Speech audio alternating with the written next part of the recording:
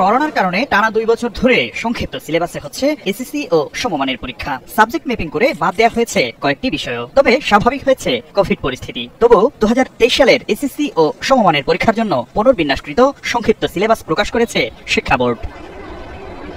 আগামী এপ্রিলে হবে চলতি বছরের এসএসসি ও সমমানের পরীক্ষা। এবার পরীক্ষা হবে সব বিষয়ই, মানও 100 নম্বরের, আর সময় থাকবে 3 ঘন্টা। তবে সিলেবাস গত 2 বছরের মতো পুনর্বিন্যাসকৃত সংক্ষিপ্তই থাকছে। এসএসসি পরীক্ষা এটা আমরা এপ্রিলের শেষের দিকে, ঈদের পরপরই এপ্রিলের শেষের দিকে নেওয়ার প্রস্তুতি গ্রহণ করছি।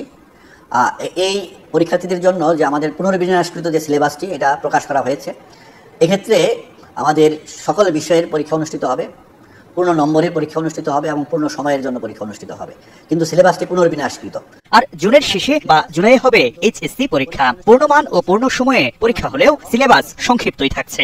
ইন্টারমিডিয়েটও আমাদের একই রকমের, এটাও পুনর্বিন্যাসকৃত সিলেবাস এবং পূর্ণ নম্বরে পূর্ণ সময়ে সকল বিষয় হবে, এবং এটা জুনের শেষে বা জুলাইয়ের ফার্স্ট উইকের দিকে অনুষ্ঠিত হবে। শিক্ষাবিদরা বলছেন, টানা 2 বছর ধরে সাবজেক্ট ম্যাপিং করে বেশ কয়েকটি বিষয় বাদ দেওয়ার ফলে শিখন ঘাটতিতে শিক্ষার্থীরা, তাই কোনোভাবেই সংক্ষিপ্ত সিলেবাসে পরীক্ষা গ্রহণ যুক্তিযুক্ত নয়। যেহেতু আমাদের কোভিডের সেই যে আগ্রাসী ভূমিকা এখন আর নাই, সে কারণে আমাদের বিদ্যালয়গুলো স্বাভাবিকভাবে চলছে। তো আমার কাছে যেটা মনে হয়েছে যে 2023 সালের মাধ্যমিক পরীক্ষা আসলে স্বাভাবিক প্রক্রিয়ায় নেওয়াটা যুক্তিসঙ্গত ছিল। শিখন ঘাটতি পূরণে কার্যকর পদক্ষেপ নেওয়ার পরামর্শ শিক্ষাবিদদের।